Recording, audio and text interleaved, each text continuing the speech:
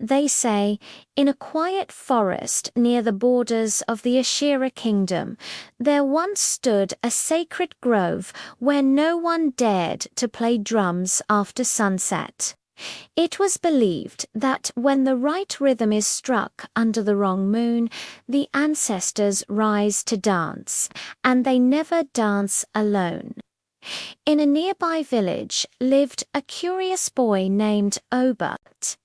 His father was the village drummer, the guardian of sacred rhythms used only for rituals and royal ceremonies.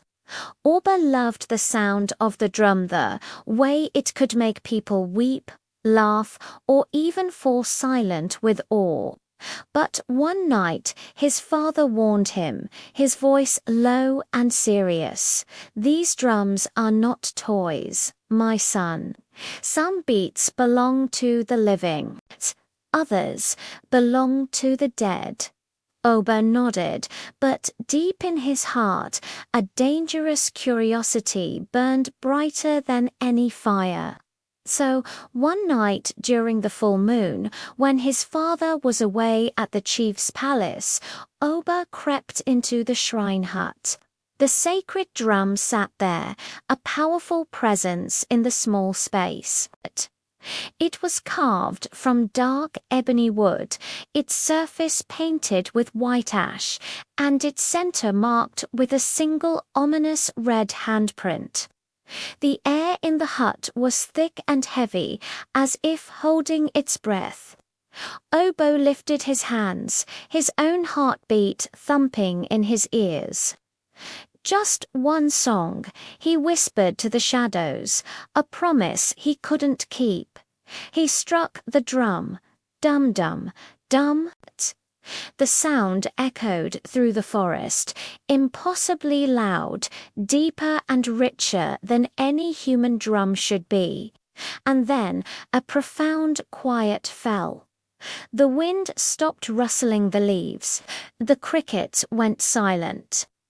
An unnatural stillness blanketed the entire village. From the dark woods came a faint sound, like dry leaves crunching underfoot. It was the sound of many feet marching slowly, deliberately toward the village.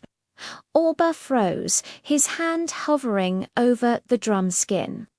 The shadows around him thickened and twisted, taking on human-like forms. Then he saw them. Pale figures, draped in torn burial cloths, moved out from between the trees. Their eyes were hollow, dark pits in their faces, but their bodies swayed perfectly in time to the fading echo of his beat. One of them, a tall, thin figure with ancient beads rattling round his neck, stepped forward. His voice was a dry, raspy whisper, like sand scraping against stone. "Who calls us?" Oba trembled, his voice barely a squeak. I didn't mean to." The figure's hand rose, cutting him off. "Then dance with us, until the drum stops." The undead formed a circle around the hut, their movements becoming more fluid, more energetic.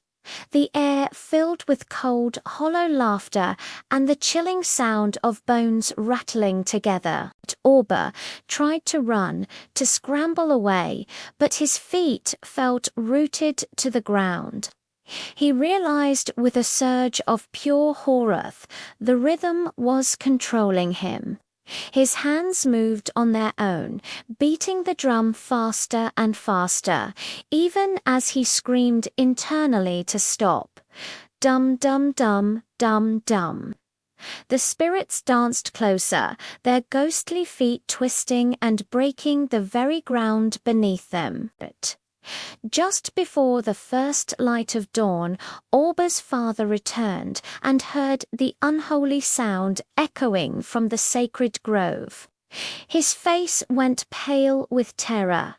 He knew that rhythm. He grabbed his heavy ceremonial staff and ran, his heart pounding with dread. When he burst into the hut, the sight before him was a nightmare.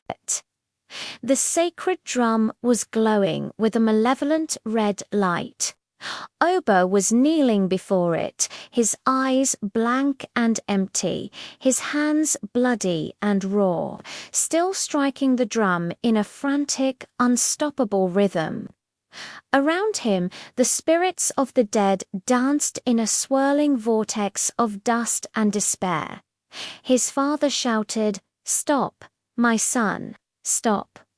But Oba couldn't hear him. He was lost to the drum's power. With tears streaming down his face, the old man raised his staff high above his head and struck the cursed drum with all his might. The drum cracked in half. A horrifying scream burst from its center, a sound so loud it shook the trees to their roots.